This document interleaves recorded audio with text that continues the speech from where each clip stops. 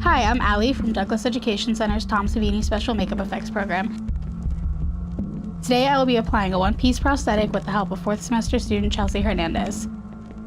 Right here, I'm just prepping the skin and applying a medical grade adhesive called Bruising. You apply it to the skin and the prosthetic, let it tack up and apply. Kind of what I'm doing, waving my hand there, letting it tack up.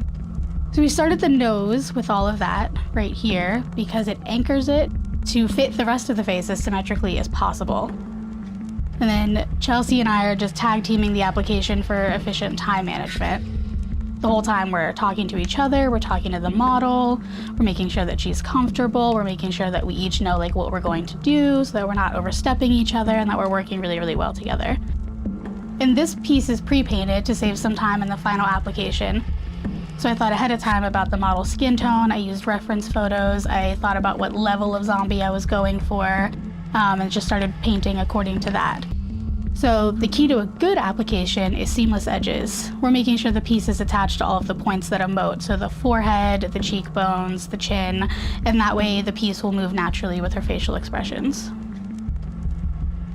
I'm just kind of going around and making sure that everything is applied where it needs to be, making sure that it's all fitting in the right spot, because it wasn't actually made to fit her face. It was made for the 1990 version of Night of the Living Dead.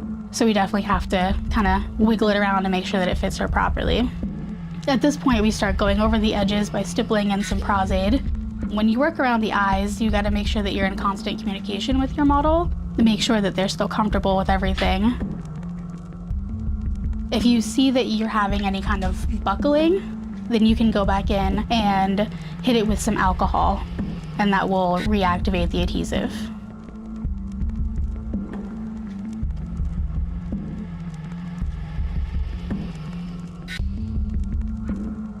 And Chelsea's just kind of going under there and making sure that it matches up with the jaw properly. And I'm smoothing out some of the areas around the jawline.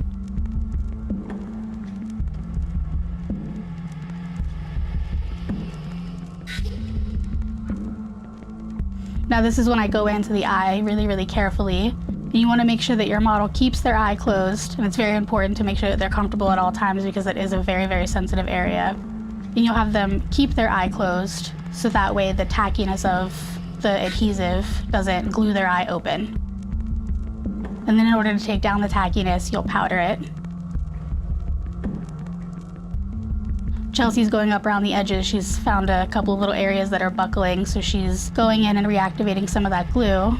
And since this piece wasn't made to fit her face, you're gonna have to finesse it a little bit.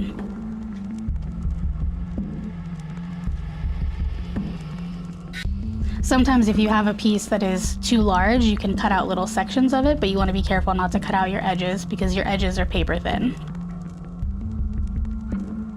Right now I'm just instructing her on how to go about gluing down the mouth to make sure that when the model opens her mouth and talks and growls and all of that, the piece will move with her. Now I'm powdering to get rid of all of that tack so she can open her eyes.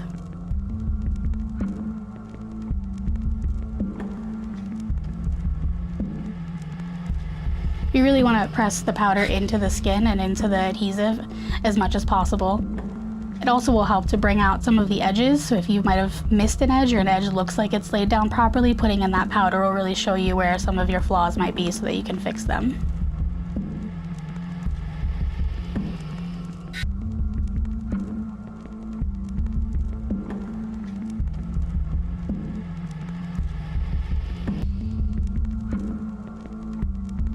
You want to make sure that when you are applying stuff around the eyes that you're not getting it into any hair, not any eyebrows or anything like that. Usually you can put some adhesives in there, but nothing like latex, nothing like that ever. It will just rip your hair right out.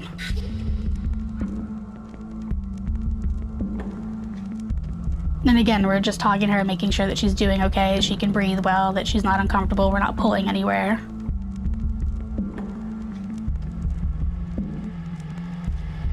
At this point, your prosthetic should start to blend really, really nicely into the skin and you shouldn't be able to see an edge whatsoever. This is kind of where you know if you've done your pre-paint correctly or not.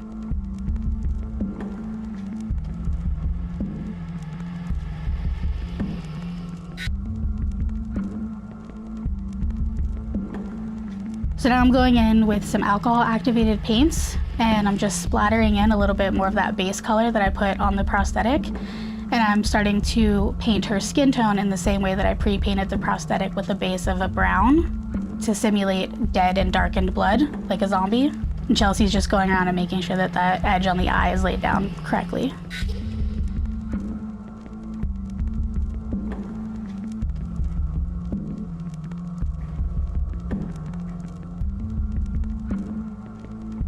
So I'm just tapping off some of the alcohol that's there. That way it'll dry a little bit faster, and then the smell of the alcohol won't be so overwhelming on the model's face. Now I've taken a regular makeup sponge and I've tore off the ends of it to create a stippling pattern, and that creates a modeling and kind of bruising effect on the whole skin. And so I'm basing out her neck to match the rest of the prosthetic.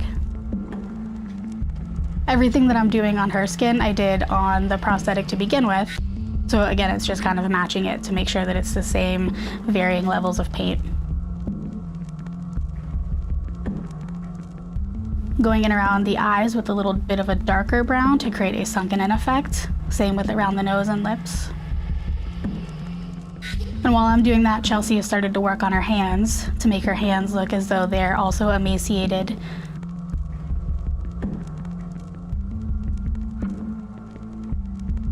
I've just taken a little small paintbrush and I'm going in around the edges to darken up and define the eye sockets a little more. When you're doing a zombie makeup, you want to think about the mucousy membraney part of the skin. So your eyes, your nose, your lips, all of those things where blood will run to normally. When you're a zombie, you're going to have darker areas of that because the blood has not died in those spots. So again, I'm going in and I'm matching up that paint with the torn apart sponge. This time I had Chelsea focus on the hands and I was focusing on the paint job to keep it consistent. You don't want to forget things like ears and hands because that will make or break your makeup as well. We did this whole makeup with alcohol activated paints. The piece was painted with a combination of Pros-Aide and acrylic paint called Pax paint. And then we went back over everything with alcohol activated. Alcohol activated paints are great because they're translucent, so you can get those washes and you can do the splatter effects.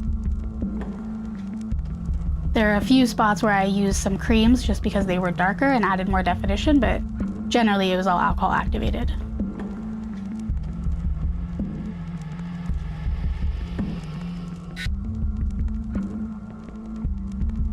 I think at this point I've noticed that a little bit of glue has gotten into her lashes, which sometimes can happen, so I'm just going back in very, very carefully and removing it, making sure that she's okay. She didn't even feel it. She didn't even notice that was happening.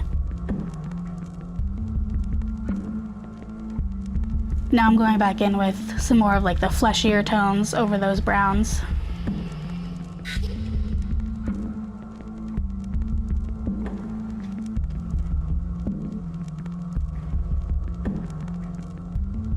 Gluing down a little piece that has popped up on the corners of her mouth. The mouth can always be the trickiest part for sure. Now, if she was going to keep her hair back, I would have continued the paint job around the back of her neck, but we ended up putting her hair down, so it covered up a lot of that. But I would always recommend doing that just in case. You never know if the hair will move or anything. Now I'm going in and darkening up the nostril area. Think about when you're sick, how that area gets pretty red and irritated, so when you die, the same thing kind of happens.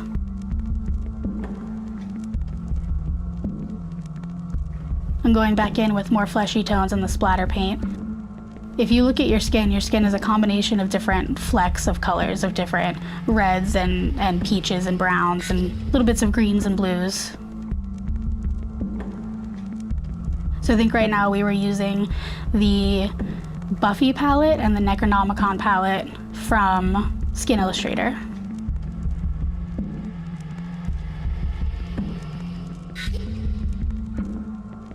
Now we were doing this demo for an open house at Douglas Education Center, and at the same time we were answering questions, so you might see us along the way kind of nodding and kind of excited about some of the things we're saying.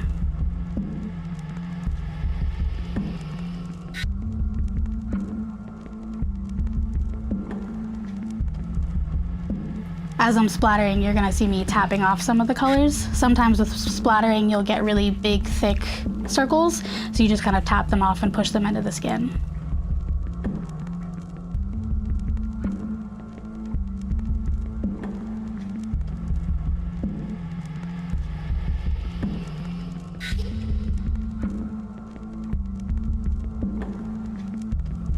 An effective paint job is built up in a lot of translucent layers.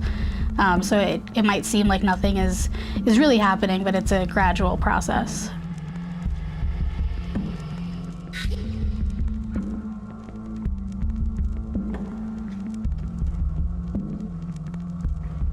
So, like I said, this piece was sculpted for the remake of Night of the Living Dead, and it was originally sculpted on a very, very skinny and very emaciated looking person. So luckily, my friend Jennifer, she was able to come in and help us out because, as you can tell in her neck, she has those nice defined shapes that we would need in a zombie.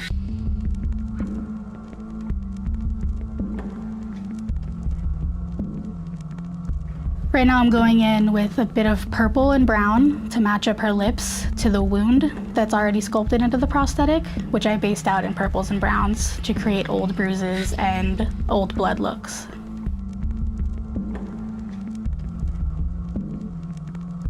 And I'm really defining a lot of those areas with darker colors to sink in it even more. The sculpt itself isn't sculpted very deep, and all of that illusion comes from your paint job.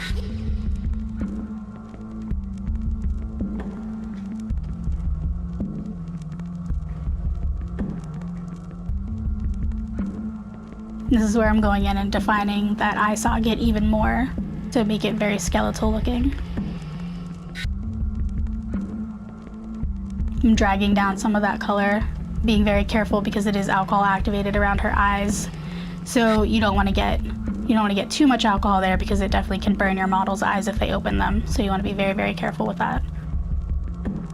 I'm kind of taking some of the excess color and dragging it up into that brow bone area, the angry 11s we call them. And that way it creates more of an angrier brow.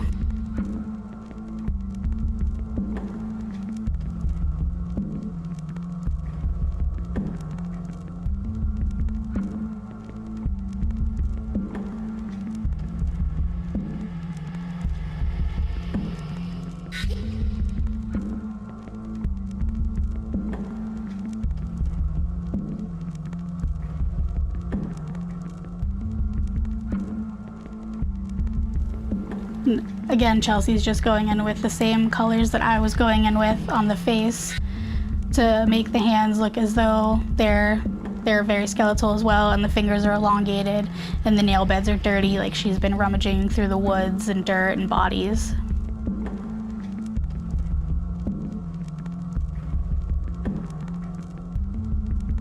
And still we're talking to her, making sure that she's comfortable and everything feels okay, nothing is hurting her at all. You want to make sure that your model is always comfortable because you're doing a lot of crazy stuff to their skin and around their delicate spaces like their eyes and mouth and nose, so you want to make sure that they're comfortable. Right now I'm going in around the hairline with a little bit of a darker color to create the illusion of lividity. Lividity is when you die, the blood will rush to whichever area you die on. So right now, if she had, say, died on her back, all of the blood would have pooled towards the back of her head. I'm going in with a little bit of a purplish color to create that bruising lividity and also to blend into her hairline. This also accentuates some of those collarbone areas and the muscles in her neck.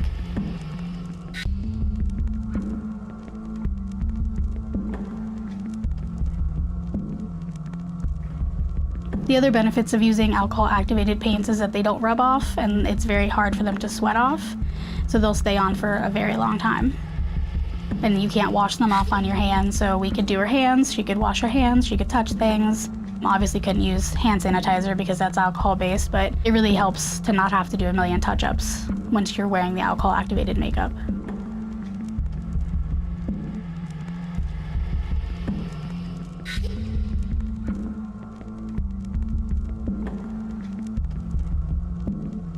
I'm going in with an almost black color to continue defining those eye sockets in the deepest parts, and again in the nose.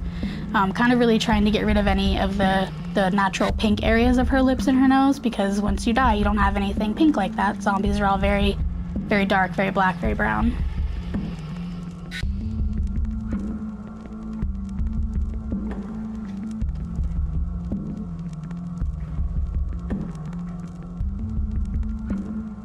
I'm going in with a dark red color around the eye sockets to create some irritation, but also not anything that is too fresh, more so that it possibly looks like she still has a virus of some sort.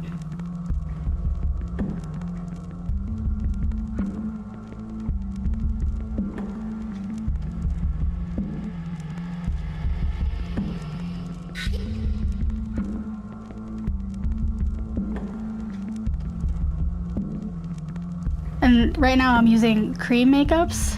They blend a little bit easier and they're a little safer around the membranes of the eyes, and then I don't have to do any kind of alcohol or anything. I've got some pulled out onto the lid of the makeup wheel, so that way we don't cross-contaminate anything and it's safer sanitation-wise, so you're not double dipping into your palettes. I'm adding some more of that red to some of that purple bruising for the lividity. And everything that I put on her face, Chelsea is following right behind with the same color scheme on her hands.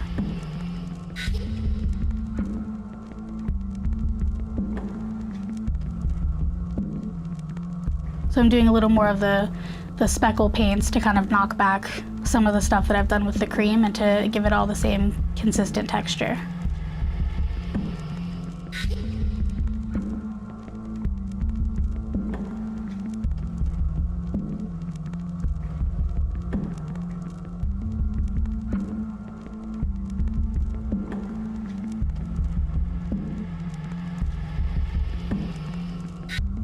Right now what I've done is I've taken a little bit of another purpley brown tone and I'm going in around the nose area and I'm creating more modeling effect. And I'm making some very, very fine lines underneath her eyes, which will create more of a wrinkled skin appearance.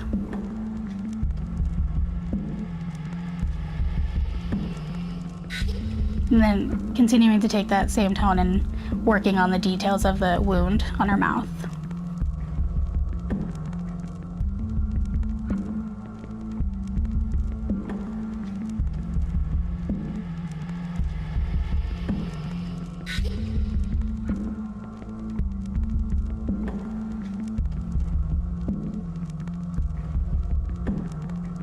Now this is sped up so it looks like I'm grabbing her head pretty forcefully, but I'm not. You want to make sure that you're being very gentle with your model as you're directing them in which direction you need their head to go.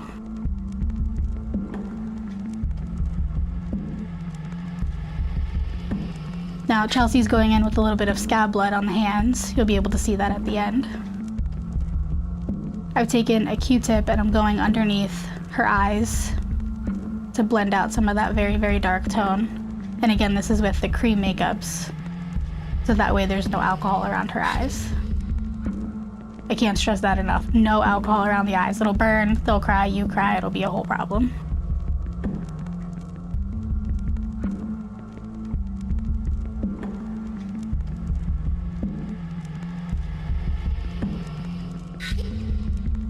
Now I'm just powdering this to make sure that none of it smears or creases or moves at all. With the alcohol paints, it won't do that, but with the cream paints, it absolutely will do that, so you want to make sure that you've set it.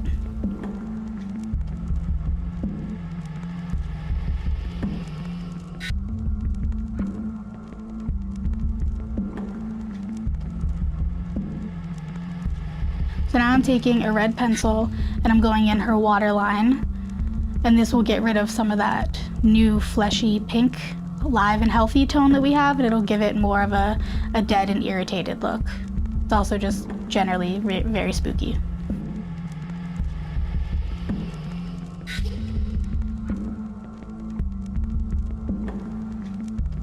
Now Chelsea and I are both just working to finish up her hands. Her face is pretty much done at this point. So I'm gonna now go in and take care of all of that collarbone, nice little detail she's got there. That's my favorite part of doing any kind of emaciated makeup, because it's really like the final pop. It makes everything just come together. Because if your face is sunken in, of course your neck is going to be sunken in as well. I always try to follow the natural anatomy of your model. It'll make the most sense to your brain, and then you're not trying to force your brain to see something that's not already there.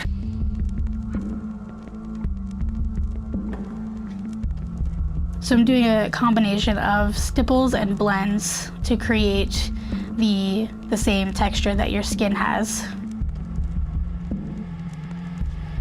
Because your skin's not perfectly smooth and blended in either of the colors. So in kind of constantly keeping your brush moving and dabbing around, you're getting that same breakup of color.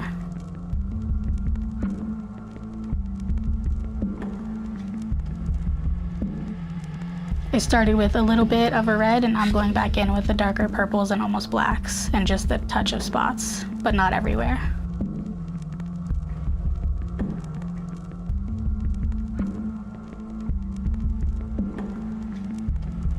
And if you notice, when she turns her neck, that spot that I just accentuated just pops right out of there. Like, it makes it look even more so than it was before. Now I'm powdering everything around the edges because that's all cream makeup, and making sure that's not going to go anywhere. Really pressing the powder into her skin to make sure that it's absorbing any oils.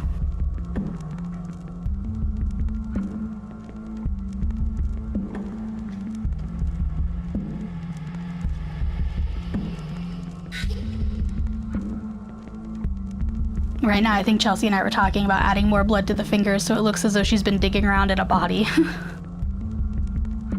And Chelsea's got a stipple sponge, which is creating some scrapes textures. So it looks like not only has she been digging through, but she's also got some scrapes on her hands.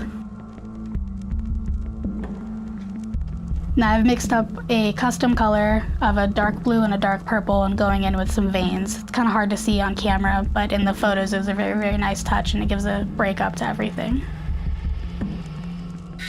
Doing veins is almost therapeutic for me. It's probably one of my favorite things to do.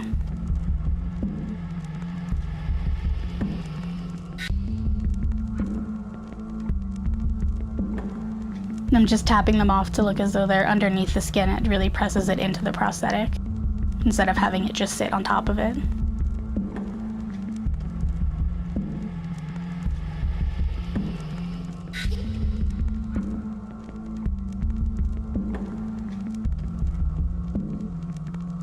When I do veins, I think about the way that the blood flows underneath the skin, and if there's a zombie infection happening, which way it might be trying to move the infection and how the veins might be affected by that.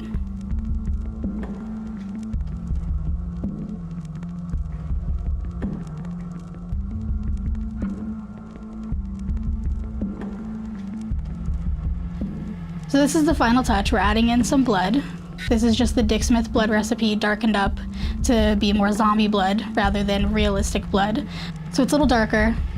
We added a touch more blue than the normal couple of drops. We added probably about 50-50 red and blue, which created a very dark purple color. And then layering it on top of those blacks, it really makes it look oozy and zombie-like. And then Chelsea's going in with a more fresher blood to appear as though that's the blood of a victim and not necessarily a zombie blood.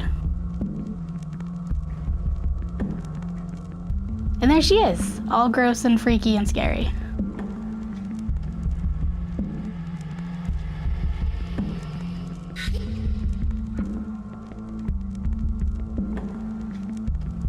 Thanks for watching this demo, and if you're interested in more, check out our school, Douglas Education Center, dec.edu.